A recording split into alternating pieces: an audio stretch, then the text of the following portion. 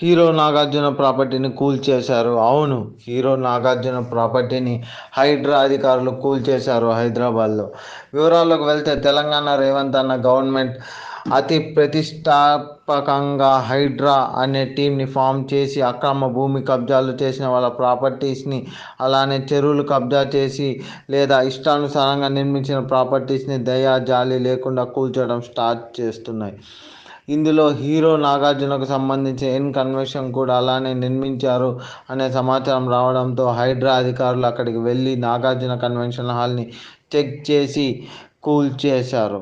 మరోసారి రేవంత్ అన్న ప్రజల మనిషి అని నిరూపించుకున్నారని కొంతమంది అంటుంటే, కాదు, ఇది కక్షపూరమైన చర్య, పాత గొడవలు లేదా నాగార్జున కేటీఆర్ క్లోజ్ అవ్వడంతోనే ఈ విధంగా రేవంత్ ఇలా చేశారు అని కొంతమంది అంటున్నారు.